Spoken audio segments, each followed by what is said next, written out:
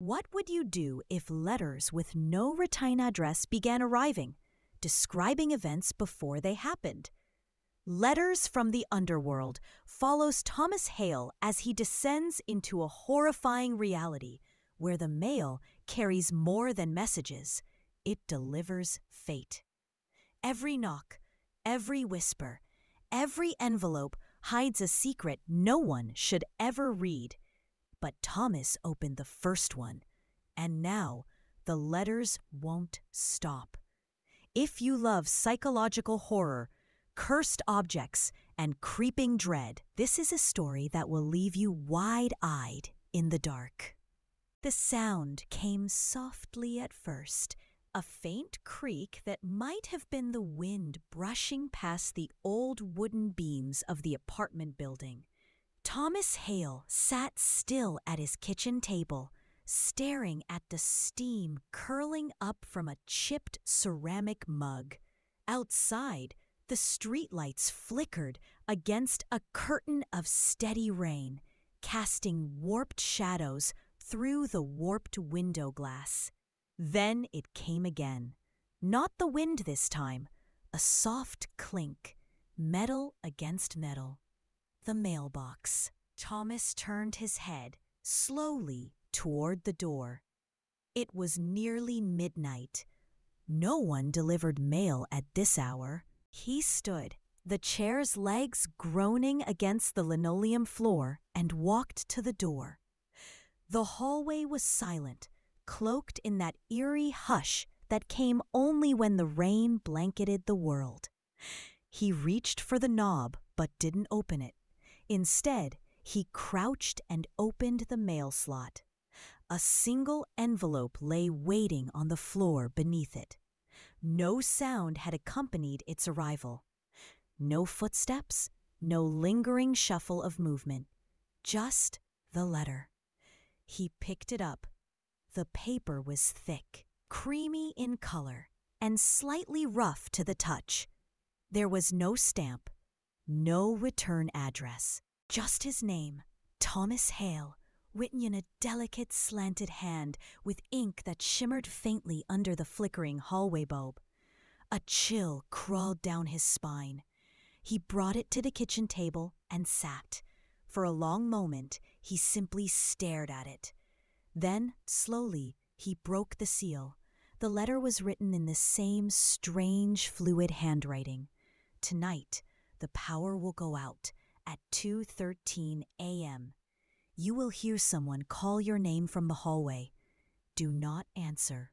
Do not open the door. His heart gave a tight thud. The clock on the microwave blinked 12:08 a.m. Thomas reread the letter twice, each word sinking heavier into his chest. He chuckled nervously, stood up, and checked the hallway again. Nothing. No signs of life. He returned, folded the letter carefully, and slid it into the junk drawer. Some prank. Maybe a neighbor. Maybe a sick joke. He poured himself a second cup of coffee and tried to return to his book. But the words blurred on the page. His mind kept wandering. To the letter. To the way the ink caught the light like wet oil. At 2:10 a.m., the house was dead silent. Rain still tapped at the windows. The overhead light buzzed faintly. Thomas glanced at his phone, then at the microwave. 2:12 a.m. He stood up and walked toward the door. Stood behind it, staring through the peephole. Nothing. Only the corridor lit by yellowish fluorescence that seemed far too dim. The moment the clock hit 2:13 a.m., the lights flickered twice, then went out. Darkness swallowed everything. Thomas froze, his breath caught in his throat. And then a voice. Soft, female, whispering. Thomas. He backed away from the door, chest tight, the sound twisting inside his ears like a whisper from within his own skull. Thomas, open the door. The voice was familiar, but he couldn't place it. He stepped back farther, hand reaching for his phone. But the screen remained black, unresponsive. No light. No signal. Nothing. The whisper came again, closer this time, as if the mouth were right at the crack beneath the door. "Please, let me in. I'm cold." He didn't move. Something scraped lightly across the door, a nail or a fingertip. Then silence, complete and crushing. He stood there in the dark for minutes that felt like hours, heart pounding against his ribs like a drumbeat from underground. When the lights finally came back on at 2:29 a.m., everything was as it had been. No marks on the door, no sign of anyone outside, just the stillness. The next morning, Thomas tried to laugh it off. He told himself it had been a hallucination. Sleep deprivation, maybe something in the coffee, but the unease lingered, heavy in his stomach. He decided not to mention it to anyone. He worked from home, had few friends in the building, and even fewer who would believe a ghost story. But then the second letter came. It was waiting for him when he opened his door to take out the trash. It hadn't been there when he passed the threshold a moment before. Yet it lay on the doormat, identical in style. No stamp, no sender. He picked it up with a trembling hand. "You did well. You survived the first test, but this was only the beginning. Do not ignore the next letter. Your life depends on it." Beneath the words, faintly visible as if pressed by something wet, were fingerprints, not his own. Too small, too elongated. He dropped the letter and stepped back, suddenly aware of how silent the building was. The silence shattered as a sharp thump echoed from the ceiling. Then a dragging sound. He lived on the top floor. There should have been no one above him. Thomas didn't sleep that night. He sat at his table, staring at the door. The apartment felt different now. Heavier, as if something unseen had slipped in through the walls, curling into the corners like smoke. Every sound seemed louder. The refrigerator hum. The faint drip of the bathroom faucet. A distant laugh that didn't belong to any neighbor he knew. He didn't leave the apartment for 2 days, and on the third morning, another envelope slid under the door. This time, it had blood on the edge. Fresh, wet. His fingers trembled as he picked it up. Outside, the rain had returned, steady, soft, like whispering fingers against the window pane. Inside the envelope was a single word: run. Thomas stared at it, heart pounding, lungs locked. The lights flickered again, once, twice, and then, from deep inside the building, came a sound like tearing paper, followed by footsteps. Wet, heavy, dragging footsteps, coming closer. The word echoed in Thomas's head long after the blood-stained envelope hit the floor again. Run. It didn't explain from what or where to, just run. The lights flickered one last time before going out completely. The silence that followed was thick, unnatural. Even the usual hum of the refrigerator had vanished. The only sound was the rain, steady and cold, whispering against the window like fingers tapping glass. Thomas moved away from the door, slow at first, then quicker. He reached for the flashlight in the kitchen drawer, nearly spilling silverware across the floor in his panic. He flicked it on, and the beam cut through the darkness like a knife through fog. His breath came in short bursts. The dragging footsteps had stopped, or worse, they had gotten too close for him to hear. He turned the flashlight toward the hallway. The beam caught nothing but pale, peeling wallpaper and the crooked frame of an old photo. Yet still, he felt it. Something just beyond sight. Waiting, listening. The letter remained in his hand, trembling. It was written in the same handwriting, only this time the ink had smeared slightly where the blood had touched it. The scent of iron lingered on the paper. He held it up to the flashlight beam again, hoping there was something else, a clue, a signature. But the back was blank. He needed to get out. He slipped on his jacket, grabbed his keys, and turned toward the door, but paused. What if something was waiting on the other side? He pressed his eye to the peephole. Nothing. No movement. But the hallway light, it was out too. He took a breath, then another, then slowly unlocked the door. The hinges creaked as he opened it. Just a little, just enough to look through. Empty. He stepped out into the hallway. The beam of his flashlight wobbled across the worn floor, past the scuffed walls, and toward the elevator. The building was old. 4 stories.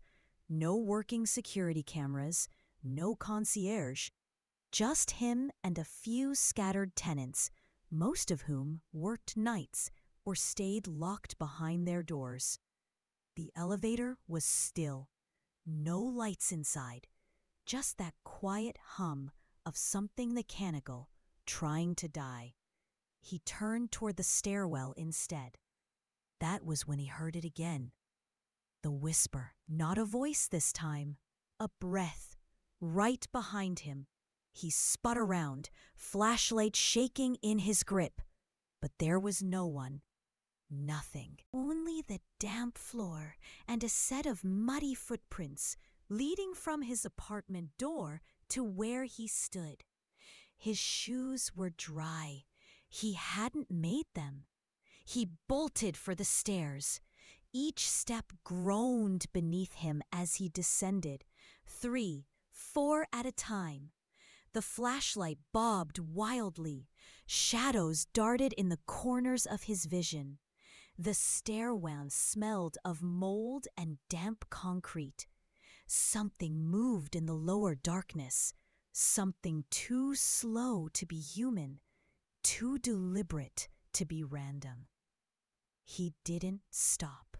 Not until he burst through the emergency exit and stumbled out into the cold rain. The air slapped him in the face, fresh and biting. But he didn't care. He kept moving, the sidewalk slick under his feet, puddles reflecting broken neon signs and swaying branches. He turned onto 9th Street. No cars, no people. Just the empty sound of rain and the occasional flicker of faulty street lamps. Halfway down the block, his flashlight died. Darkness. He didn't stop. He ran 3 more blocks before collapsing under the awning of a shuttered diner. His chest burned. His legs trembled. He sat with his back to the cold brick wall and tried to catch his breath. The letter was still in his pocket. He pulled it out. Even in the dim light from a nearby laundromat sign, he could see the blood had dried, turned a rusty brown. But now, looking at it again, he noticed something new. Faint scratches on the back of the paper. He tilted it, held it closer. Tiny impressions, like someone had written on top of it and pressed hard enough to leave marks. He rubbed the surface with the side of a coin. A few words began to emerge, pale and ghost-like. Apartment 3B. They know. He stared at the message. 3B was across the hall from him. He'd never spoken to whoever lived there. The lights inside had always been off. No sounds, no music, no cooking smells, just silence. He had assumed it was empty, but someone was there, and someone knew. A low rumble shook the ground. He looked up. The streetlight above him flickered, then exploded with a soft pop, sending sparks scattering into the rain. Every light on the street went out. And then the scratching started. Not from around him, from inside his coat pocket. He reached in, slowly. The envelope moved, trembled. He pulled it out. The letter was cold now, wet. And as he watched in horror, fresh ink began to bleed onto the page, as if written by invisible fingers. Line by line, it appeared. You ran. Good, but not far enough. Go back. Ask her what she saw on the night she died. His blood turned to ice. She, 3B, the neighbor, had died? But when? And how had he never heard?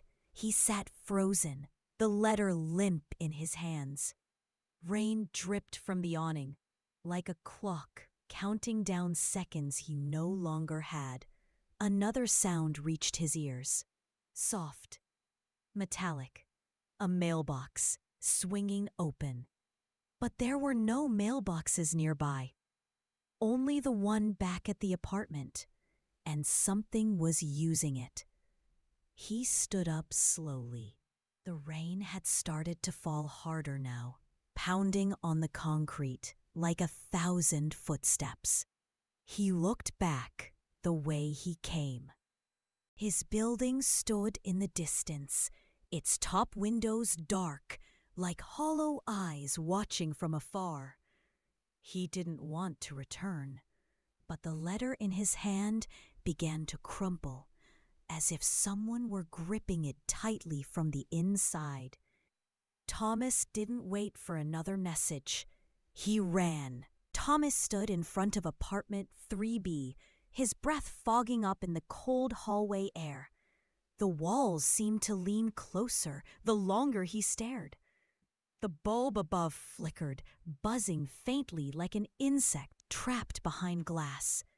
The envelope in his pocket pulsed with dampness, its dried blood edges now curling inward, as if recoiling from the apartment door.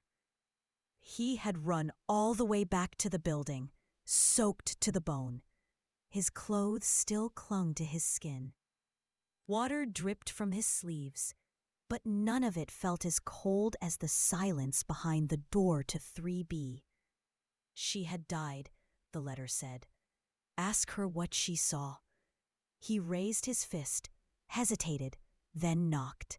Once, twice, a third, slower knock. Silence. No shuffling of feet, no turning of locks.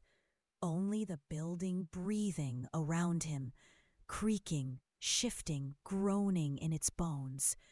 Thomas swallowed hard. Hello, he said softly, voice barely above a whisper. I live across the hall. I need to talk to you. The door stayed shut, but then faintly, from inside, a sound. Scratching. Not at the floor, not behind furniture. It came from the peephole. Something was moving just behind it. He stared at it, frozen. Then the knob twitched and turned. The door opened 1 inch. No chain latch, just a single, slow movement. The smell hit him first. Stale air. Damp mold. Something faintly metallic, like rusted pipes and old blood. He pushed the door open further. Hello? No response. The apartment was dark. A thin shaft of light fell in from the hallway, slicing through dust-heavy air like a knife. Furniture was covered in white sheets, all of them yellowed and sagging. The living room looked like it had been untouched for years, but it didn't feel empty. He stepped inside. The moment his foot crossed the threshold, the door creaked shut behind him. Not slammed, closed, slow and deliberate, like the house had decided to swallow him. He turned, reached for the knob, but it wouldn't budge. Not locked, just stuck. The air grew colder the farther he walked. His shoes left faint imprints in the dust, which floated up like ash beneath his steps. "Is anyone here?" he called. No answer. Only a soft, persistent tapping. He followed it, through the narrow hall, past a bathroom with a cracked mirror, into the bedroom. The tapping grew louder, and then he saw her. She stood with her back to him, facing the window, a woman, long-haired, wearing a pale nightgown that clung to her form like it had grown from her skin. Her arms hung limp at her sides, her head tilted slightly. Tap, tap. Her fingertips tapped against the window pane in rhythm with the rain outside, though her movements were just a hair off, like she followed a different storm. "Miss?" he said. She didn't respond. He stepped closer. Her skin was pale, too pale. Her shoulders were unmoving. She hadn't even flinched at his voice. He reached out. "Excuse me, I need to ask." Her hands stopped. She turned. Her eyes were wide and glassy, lips parted just enough to reveal blackened gums. Her face was smeared with dirt, or ash, or something worse. But her voice, when it came, was soft, crisp, like whispering through crumpled paper. "It happened last night." Thomas froze. "What did?" She took a step forward. The air grew heavy. Her eyes never blinked. "You heard it. The knock. The breath behind the door. It waits until you open it." His throat tightened. "Who are you?" She smiled, but her lips didn't move. The smile was in her eyes, sharp and sad. "I opened it," she whispered. "I thought it was my sister. She used to visit late, but it wasn't her. It looked like her until it smiled." She raised her hand. Her fingers were wrong. The bones jutted at strange angles. One of them was missing. "I closed." She lifted her hair, revealing a jagged line across her neck, a gash that had turned a sickly gray. "I died at 2:13. You heard me." Thomas staggered back. "No, you! I saw you just now. You're talking to me." She tilted her head. "Time is different after. Sometimes I'm still here. Sometimes I'm behind the door." Her eyes dimmed. "You're next. You didn't open it, not fully, but it saw you, and now it knows." A sound rose from behind him. A soft thump. Footsteps. Wet, heavy, dragging. He spun. The hallway was empty, but the apartment had changed. The dust was thicker, the air colder. The furniture, once covered in sheets, was now bare, torn, stained. He turned back toward the woman, but she was gone. Only the tapping remained, still at the window. He approached it, hand trembling. Outside was not the city. It was a hallway, his hallway, but viewed from the wrong side of the door, and standing in it was himself. Thomas, wide-eyed, terrified, reaching for the handle. The reflection moved, but he didn't. It gripped the knob, twisted it. "No," he whispered. The moment the door in the reflection opened, the light shattered. Darkness swallowed everything. The tapping stopped, and a whisper curled around his ear, cold and close. "Next time, you'll answer." A scream rose in his throat, but the apartment fell away. The floor vanished, and when he opened his eyes, he was back in his own apartment, alone, soaked with sweat, breath ragged. The door was closed. The hallway beyond was silent. But on the floor beneath the slot was another envelope. He picked it up. No stamp, no return address, only his name. And the faint impression of a finger still pressing against the paper from inside. Thomas didn't remember falling asleep. One moment he was crouched in his hallway, the fresh envelope shaking in his hands. The next, he was waking up on the living room floor, cold coffee spilled beside him, and the letter still clenched in his fist. Light filtered in through the curtains, pale and gray like a dying breath. Rain ticked lightly against the window, softer now, but constant. His neck ached. His wrists were stiff.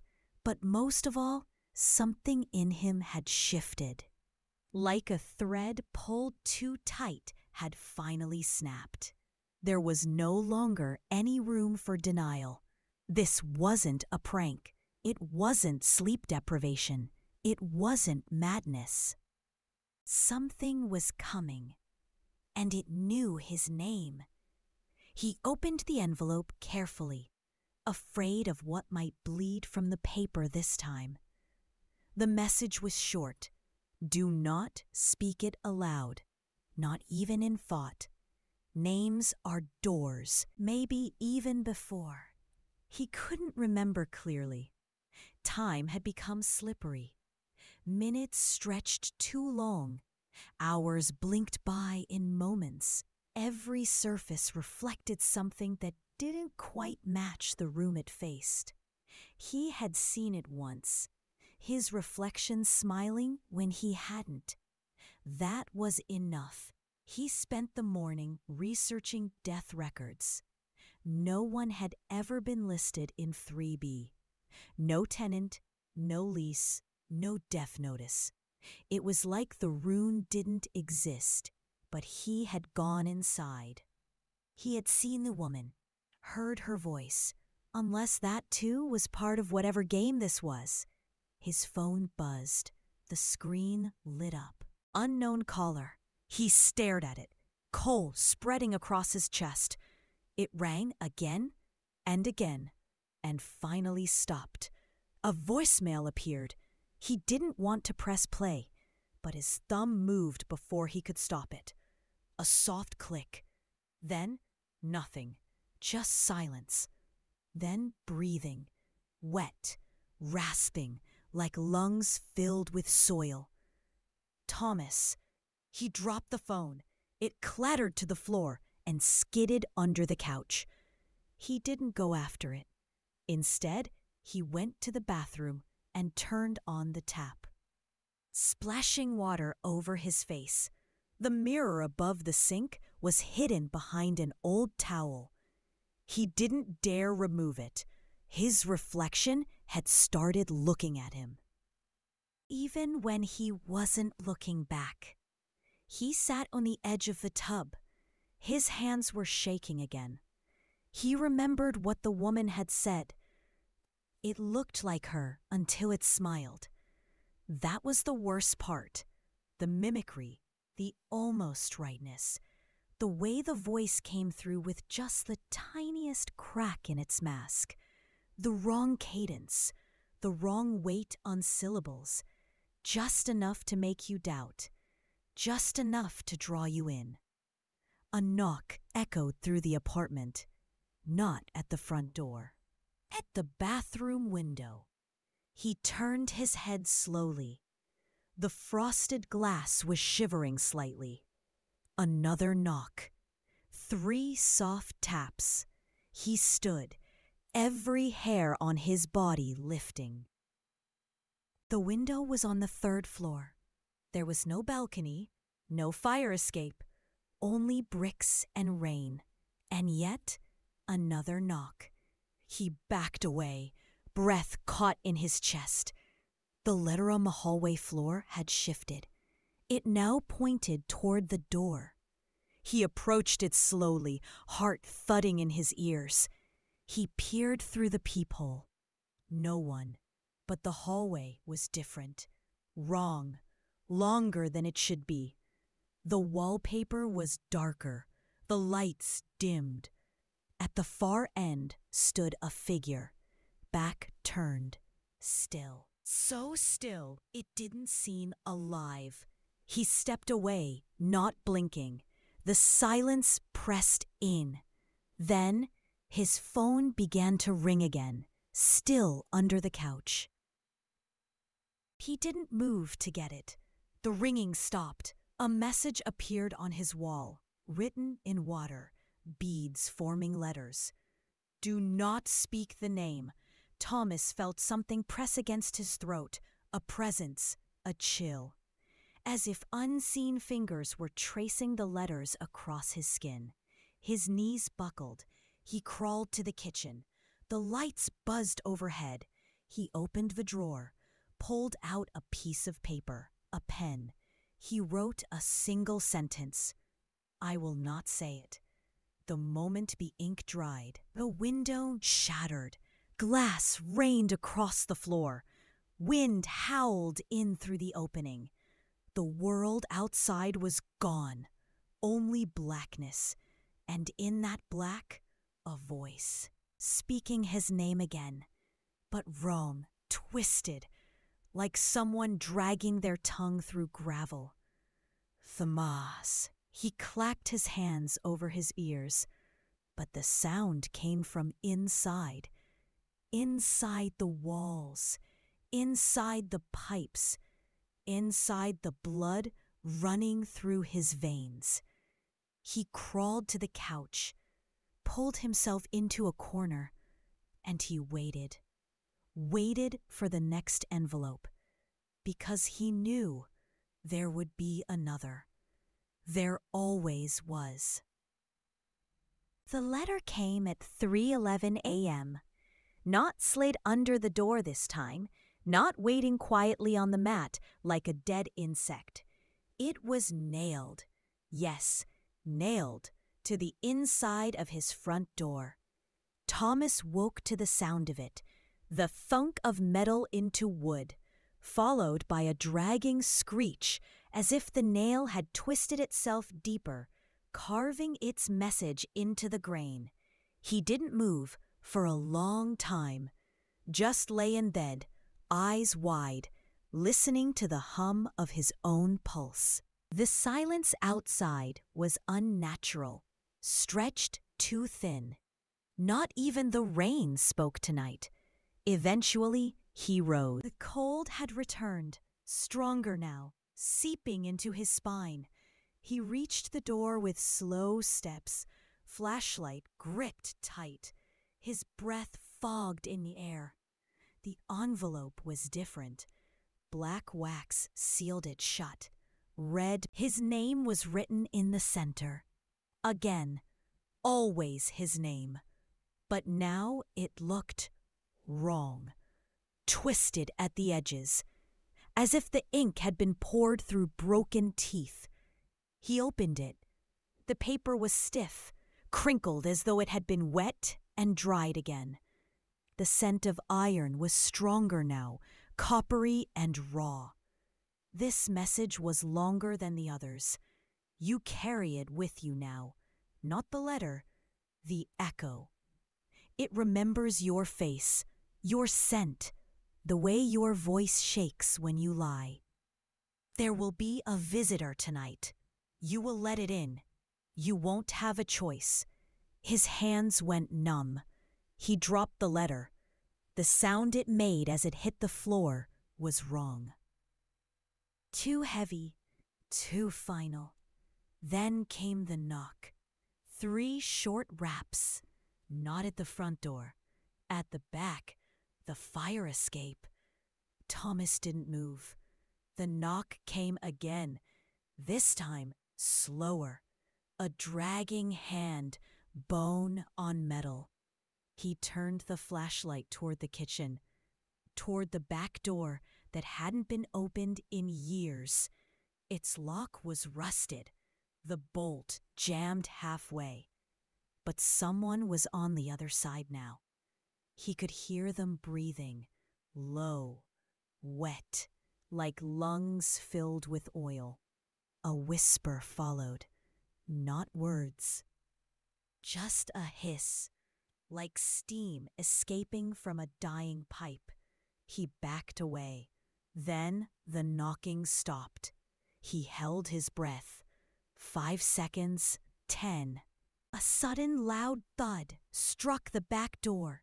Then another, and another, each one heavier, each one cracking wood and metal.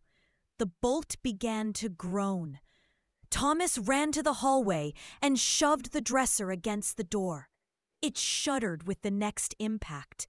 Dust flew from the walls. Then everything went quiet. He waited, flashlight beam jerking in his hand. No more banging, no more breathing. He leaned in, listening, and something whispered back through the crack in the door. "Thomas." His knees gave out. He crawled away, scrambling for the bedroom, for some corner untouched by the cold. But the letters still lay open on the floor. And now there was something written at the bottom. New ink, still wet. Do not run from it. It will wear your skin if you do. He stared, then vomited. He didn't sleep the rest of the night. Morning came slowly, light leaking into the apartment like a dying bulb. But the fear didn't leave. It pulsed inside him. He needed to talk to someone. Anyone. He thought of the woman in 3B again. Her eyes, her broken hands, her voice. Had she tried to warn him or trick him? He didn't know anymore, but he did remember one thing she had said. Part of it stayed. Was it in him now? He went to the mirror. He had uncovered just one. The smallest one in the bedroom, a cracked sliver above the old desk. He stared into it. At first, it was normal, his face, pale, unshaven, eyes sunken. Then something shifted. His reflection blinked when he hadn't. The lips curled up, slightly, as if remembering something delicious. Then it mouthed the word, not aloud, not with sound, but he saw it clearly. Thomas. He screamed and hurled the mirror across the room. It shattered into 100 jagged mouths. The silence returned. But something had changed. It wasn't waiting outside anymore. It had found a way in. Thomas hadn't left the apartment in 3 days. The windows were covered. Every mirror smashed and buried under towels or turned to face the walls. The hallway lights flickered whenever he walked past them, though no one else on the floor seemed to notice. If there were still other tenants, they had gone quiet. Even the rain had changed. It no longer tapped gently at the windows. Now it scratched, thin and sharp, like nails against glass. The letters had stopped coming, but something worse had taken their place. Whispers. They came from the walls, not loud, not clear, just beneath the edge of hearing. Like voices drifting up from a floor beneath him that didn't exist. Sometimes he'd hear them behind the kitchen tiles, sometimes from inside the bathroom vent. Other times, just as he was falling asleep, they came from beneath his pillow, curling into his ears like cold breath. He stopped sleeping, stopped eating, stopped trusting his own shadow. On the fourth day, he started recording them. He placed his phone in the corner of the bedroom and let it run overnight. The next morning, the screen had turned itself off, though the battery was full. He played the audio back, heart pounding. For the first 2 hours, nothing. Just soft static and the occasional creak of the old building shifting. Then, at 3:17 a.m., a sound. Not a word, a hum, low, vibrating, like someone singing a lullaby underwater. Then came the voice. Thomas, drawn out, wet, followed by laughter from multiple mouths. He dropped the phone. It didn't hit the floor. It stopped in mid-air, hovered for 1 heartbeat, then gently turned off. He didn't touch it again. That night, he tried earplugs. The whispers came anyway. Inside his skull this time, behind his eyes, he woke up vomiting ink. Thick, black sludge that clung to the edges of the sink before slowly, impossibly, sliding back into the drain. The message was clear. He couldn't shut them out. On the 6th night, he heard something new. A knock. Faint, rhythmic, but not at the front door. Inside the wall behind his bed. He placed his hand on the drywall. It vibrated gently. With every knock, something shifted behind it. He grabbed a flashlight, pushed the bed aside, and pressed his ear to the plaster. Voices murmured. Clearer now. Let us speak. Let us through. He backed away, stumbling, and noticed something he hadn't before. The outline of a panel. It was faint. Hairline thin. He fetched a screwdriver, began prying at the edges. The plaster cracked. A cloud of old dust billowed out, dry and sour. Then the panel came free. Behind it was not insulation, not wiring. It was a narrow passage, barely wide enough to crawl through, steeped in darkness. And far inside, something breathed. He should have closed it. He didn't. He knelt, shone the flashlight inside. The beam disappeared into black after just a few feet, swallowed whole. But the sound, the breathing, it grew louder. And then something spoke. Not a voice, not in words. But a thought that didn't belong to him pressed cold and sharp into the back of his mind. We see you. You are the letter now. You are the message. His nose began to bleed. He fell back, gasping, and slammed the panel shut. Nailed it closed. Taped it over. Moved the dresser back in place. But the knocking never stopped. It echoed from inside the walls, from under the floorboards, from the hollow beneath the kitchen sink, from the gaps in the ceiling where the plaster curled like peeling skin. Each knock grew more insistent, each whisper more familiar. They began to use his voice, calling his name, imitating his own screams. He would yell at them to stop, to shut up, to leave him alone. But they only laughed. And then came the question, over and over from every direction. "Where will you send yourself, Thomas?" He tried to leave the apartment on the 7th night. The front door wouldn't open. The knob turned freely, but beyond it was only black. Not the hallway, not the building, just black. He could hear the envelope sliding again, slowly, under the crack. But this time, it was wet, soaked, dripping something thick. He didn't pick it up. He sat down on the floor, back against the door, eyes fixed on the paper. A new line appeared as he watched, ink blooming like a wound. "Return to sender." And behind the walls, the laughter returned, louder, closer, ready. Thomas hadn't spoken aloud in 2 days. Every sound inside the apartment seemed to listen now. Every whisper echoed longer than it should. Even the scrape of a chair leg on the floor carried a shadow with it, like something just behind the noise was trying to finish the sentence.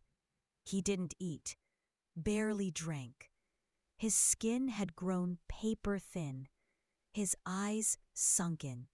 His voice, when he tried it, sounded like it belonged to someone else, someone worn down, hollowed out. The envelope still lay on the floor by the door, dripping. Not ink, not water, something darker, something that soaked into the wood and refused to dry. A smell came with it now, faintly sour, like old breath and dirt after rain. He hadn't dared touch it, but he had read it, over and over. Return to sender. It haunted him more than the voices, because he knew what it meant now. He was never supposed to open that first letter. It had chosen him, marked him, bound him to whatever hollow thing waited in the silence beyond the mail slot. And now it wanted him to go back. To where? To what? He didn't know. But he would soon. That morning, something inside him broke. Maybe it was sleep deprivation. Maybe something in the ink had seeped through the paper and into his skin. Or maybe he had simply run out of ways to scream. He decided to write back. He took a pen from the kitchen drawer. Not his usual one. That one had started to leak. Thick, black, tar-like liquid instead of ink. This one was clean, new, bought months ago and forgotten in a dusty jar. He sat on the floor, stared at a blank sheet of paper, and began. "To whoever or whatever you are." His hand trembled. "I didn't ask for this. I didn't summon you. I didn't open the door. I followed your instructions. I ran. I stayed quiet. I didn't speak the name. So why are you still here?" A sound answered him, not a whisper this time, a scratch, long, slow, from beneath the floorboards. He looked down. The grain of the wood shifted, buckled, as if something was moving underneath, tracing letters into the underside of the room. He kept writing. "If I am the letter now, if I'm the message, then what do you want me to say? What do you want the world to hear?" The light above him flickered violently. The bulb popped. Glass rained down around him. Darkness flooded the room. His flashlight wouldn't turn on, but the letters still glowed faintly in the dark. Not from the paper. From the ink. It pulsed. Each word shimmering like it was alive, like it breathed. And slowly, new words began to appear beneath his writing. They weren't his. They slithered across the page in a hand not his own. You speak now? That is enough. You are written. You are sealed. And soon you will be delivered. The walls groaned, not with weight, with hunger. He heard it behind the plaster again. The voices had changed, no longer whispers, but chants, repeating, rising. Thomas is the ink. Thomas is the page. Thomas is the message. He tried to stand, couldn't. His body felt wrong, heavy in places, light in others. He looked at his hands. Ink bled from his fingernails, not blood. Ink, thick and black. He cried out, but no sound left his throat, only a dry rasp, like paper tearing. He crawled toward the bathroom, dragging himself across the floor, leaving a trail of letters in his wake. Actual letters, words forming in his footprints. The walls twisted as he passed them. The ceiling sagged. He reached the mirror and pulled the towel away. He shouldn't have. His reflection didn't match. It was still. Mouth open in a silent scream. Eyes dark. Ink pouring from them like tears. Then it moved, reached forward, pressed a hand against the inside of the glass, and the words began to appear again, etched on the mirror, deep, scratched by invisible nails. Delivered. His body convulsed. Every vein screamed with pressure. He stumbled back, fell, hands gripping the edge of the sink. Then everything went still. No sounds, no breaths. Only the slow drip of ink onto tile. And from inside the walls, a quiet, satisfied sigh. The letter by the door was gone. So was the door. There was no door. Where the entrance to his apartment had been, there was now only a wall. Seamless, smooth. No hinges, no knob, no frame. Just gray paint and silence. Thomas stood there for what felt like hours. His breathing shallow, eyes wide with disbelief. He touched it, pressed his palms flat against the surface. Knocked once. The sound didn't echo. It didn't return. It was as if the wall swallowed it. He staggered back, pulse pounding in his ears. The air had changed, thicker. Somehow, like breathing through wet cloth, each inhale pulled something cold and foreign into his lungs. He turned toward the center of the room. The letter he had written still lay on the table, but it was no longer a letter. It had grown, expanded. The paper now unfurled across the surface like a skin, its edges pulsing gently. Ink bubbled beneath it, forming ridges and valleys, like veins crawling across flesh. Words rippled beneath the surface, constantly shifting, never the same twice. Thomas took a step closer. The room creaked. Not the floorboards, the room itself, like the walls were breathing. He leaned over the letter. His name rose to the surface, then vanished. Then a scream pierced the silence, not from outside, not from inside the apartment, from the letter. A shriek so sharp it cut through his skull like wire. He fell to the floor, clutching his head, vision swimming. The scream continued, endless, impossible, like a throat that didn't need lungs, didn't need flesh. He crawled backward, away from the table, but the scream followed him, vibrating through the air, through the floor, through him. The windows shattered, light bulbs exploded, the walls bled ink. And then, as suddenly as it had begun, it stopped. Silence, but not peace. The kind of silence that trembles beneath the surface. He sat up slowly, blood running from his nose, ears ringing. The letter was gone. In its place, the table now bore an engraving, carved deep, burned black. "You have been heard." He wanted to scream. He wanted to tear the walls open, find a way out, find the world again. But there was no out. There was only in. He stumbled toward the hallway, but it had shifted. The familiar corridor had twisted into something else, longer, narrower. The walls stretched too tall. The ceiling sagged, pulsating faintly, as if something writhed above it.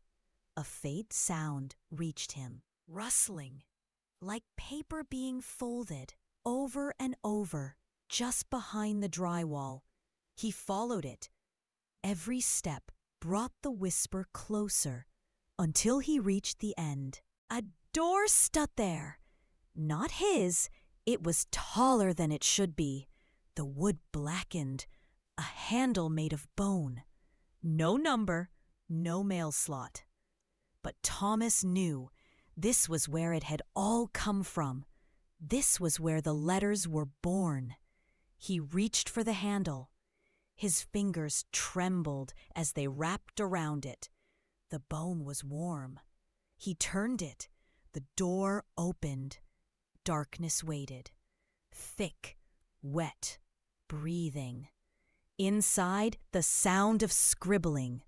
Hundreds of pens scratching endlessly. And then, a voice, low, hollow, whispering from everywhere at once. "Enter, Thomas Hale. We've written you, and now you will write us." He stepped inside. The door closed. There was no scream this time. Not yet. Thomas stepped into the dark. The door closed behind him without a sound. He stood still, waiting for his eyes to adjust, but no light came. There was only movement, not air, but the feeling of something brushing past his skin. Threads, hair, fingers. He took a breath, but the air had weight. It tasted of dust and ink and something older, something damp and warm, like breath on parchment. Then the scratching returned. 1,000 points moving at once. Pens, quills, nails, etching, scribbling, slicing. The sound wasn't from one direction. It surrounded him, beneath his feet, behind his back, inside his skull. Thomas raised a trembling hand and reached out. His fingers met paper. Not just one page, stacks, walls made entirely of folded sheets. They shifted under his touch, rustling with the restlessness of something barely alive. He ran his palm across the surface and felt heat pulsing through the fibers. The paper was breathing. He walked forward, blind, brushing his hands along the walls, the floor soft beneath his feet. It wasn't carpet. It was more paper, soaked, slick, and warm. He didn't want to ask what it was soaked in. As he walked deeper, the scratching grew louder, more frantic, frenzied, and then light. A pale glow leaked from between the walls, illuminating the space in flashes. He turned a corner and saw them. Figures seated in a circle, slumped, motionless. Their hands moved, though their bodies did not. Bony fingers dragging broken pens across parchment. Their heads hung low, hair like cobwebs. Their faces gone. Hollow skin stretched over nothing. Yet their mouths moved as they wrote. Silent, constant. The scratching came from them. Dead hands writing. Each figure hunched over a desk carved from bones. Each desk bore a single name. He stepped closer to one. Alma Gray. The name carved in deep red. He moved to the next. Simon Redfield. Another. Then he saw it. Thomas Hale. His name. His desk. A quill rested on the surface, still dripping, not ink, something darker, thicker. And beside it, a page, blank, waiting. His knees buckled. He dropped to the ground, bile rising in his throat. But nothing came out. His stomach was empty, hollow like the rest of him. The room pulsed. The dead hands kept writing, and then one stopped. The scratching halted. Thomas turned. A head lifted. Slowly, a mouth opened. From the hollow within, a voice spilled out, cracked, wet, right. The others echoed it, their voices right. He tried to speak. His throat locked. The desk before him shifted. The paper now bore a question, scrawled in black. Where does the letter go next? He looked around. The circle of the dead stared at him now, eyes empty, but watching, waiting. His hands moved on their own. He picked up the quill. It trembled in his grasp, as though it recognized its wielder. The moment the tip touched the page, he felt the pain. It started in his spine. A sharp pulse. Then it spread. Every vein burned. But he wrote. He didn't know the words. They spilled from him without thought. His name, his address, then another name, someone else's. Someone he didn't know. The address wrote itself. And when he finished, the page folded on its own. The air shifted. The paper vanished. Delivered. Thomas collapsed, breath shallow, vision blurring. One of the figures in the circle fell over. Done. Gone. Its hands stilled forever. And a new desk rose from the ground. A new page, a new name, waiting. He understood now. This was the end, but also the beginning. He was the letter. He was the ink. And now he was the messenger. Somewhere. A mailbox creaked open, and someone else's name was about to be written. Somewhere above the hollow, far from the circle of dead hands and whispering paper, the world went on. Streetlights flickered. Windows steamed in the cold. A delivery truck passed beneath a flickering lamppost. But no one noticed the mailbox on the corner of Whitmore and 6th creak open by itself. No one saw the letter rise from the darkness within, hovering in the air like a breath held too long. No one read the name on the front. Not yet. Thomas had not moved in hours. He sat at his desk beneath the breathing walls, surrounded by the restless dead, ink pooling beneath his fingers. His eyes no longer blinked. His lips no longer trembled. He had written 17 letters, 17 names. Some scratched into paper like a scream, some whispered by the quill without his help. They were sent before he could even remember what he had written. He didn't know if they were real, didn't know if the names were people, but the room had accepted each one. Each delivery had silenced another figure, and with every silence a part of Thomas faded. He was becoming lighter, less solid. His thoughts were ink now, dripping between the cracks of what he had once been. He tried to speak once, tried to say no. The walls had moaned, the paper beneath him had torn, his tongue had filled with ink. So he kept writing, because that was the only way to stay whole, to delay what was waiting in the shadows. But tonight, something had changed. The walls had grown still, the scratching had quieted. Only his hands moved now, and the next page before him was blank, too blank.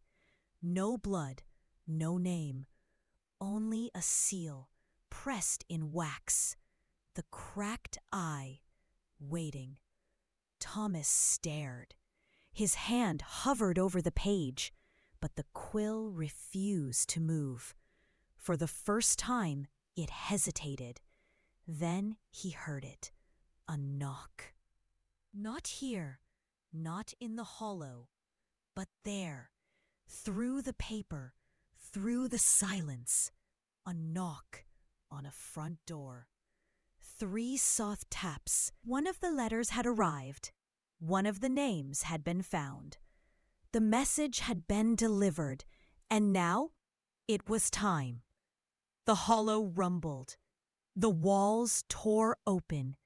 Beyond them, not darkness, not paper, but a hallway.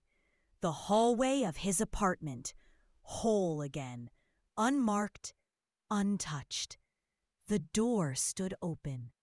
The lights hummed, and someone was walking toward it. Thomas rose. His body was no longer flesh. His steps made no sound, but the ink still pulsed in his veins. Still carried the last echoes of his name. He stepped through the tear, back into the apartment. Everything looked the same. The couch, the clock, the faint stain on the wall near the window. As if nothing had happened.